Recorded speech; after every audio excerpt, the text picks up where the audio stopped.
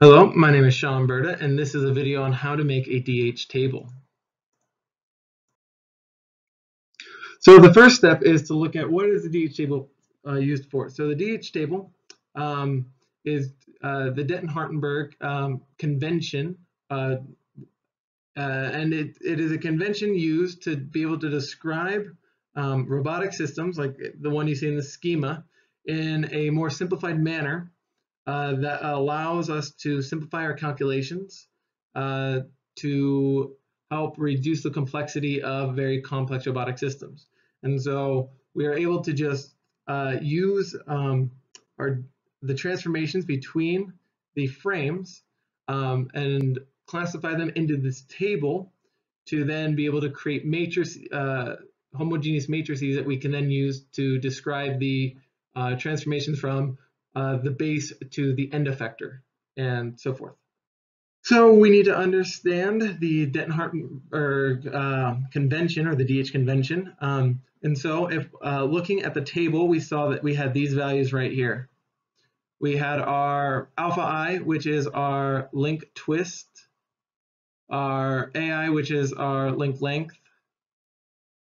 Then we have our DI, which is our link offset. And then finally, we have our joint angle. And so the way that the table is set up is that we are looking at the joint angle. So the joint angle, or theta I, is the rotation around the z-axis for getting x I minus 1 to line up with xi. So if we looked at this line right here, this would be our xi. And the importance of this is that the DH convention, when we're creating our coordinate frames, is that xi needs to be intersecting and perpendicular to our zi minus 1 axis. So we see that this axis is intersecting and perpendicular to that previous zi minus 1 axis. So what we can see is that from the table, we have our rotation and translation around the x-axis, which is over here. And we have our rotation and translation around the z-axis.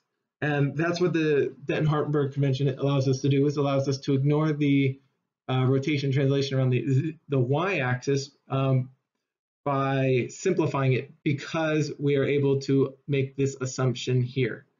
And so, as you can see, that the theta I is around the old z-axis. So as we're going from zi minus 1 to zi, or to the I coordinate frame, we're rotating of theta first to line up our x-axis, and then we're translating along that z-axis by some di amount. And then since the x-axis is now aligned with where it is right now, we are then going along that length of AI to get to the frame position, and then to get our zi in the position that it needs to be for the next joint, where the joint is prismatic, which would be a variable di, or it's rotational, which gives us a variable theta I. We're looking at the joint being rotated or changed along this z-axis, and so we have to twist so that it is showing the direction that the joint is having the next connection, travel, and its relationship. So to just give a quick overview of placing these into a table, just remembering that these are your z-axes, this is along your current I-axes. So going from like 0 to 1, we know that this is a rotational joint, prismatic. We would say that there's nothing in the x direction, no twist. There's possibly a change in the offset, and then we have our theta 1 here.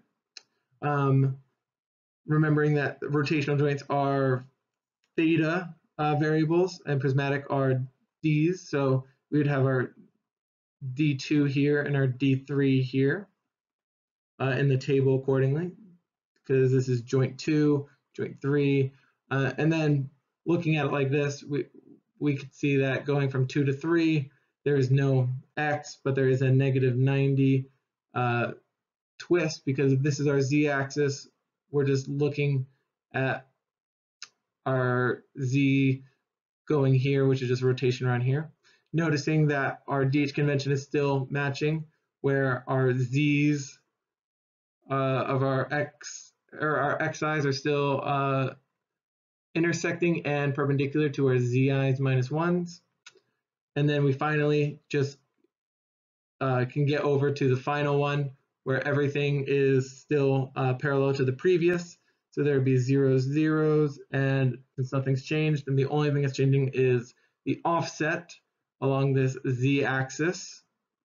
Then we just have our variable d.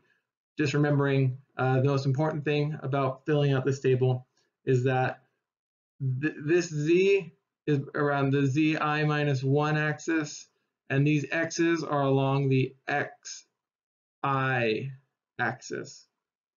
If you remember from that previous slide, that the rotation is around the current I-axis and the AI is in the direction of the current or the current x-axis that you're looking at or you're transforming to.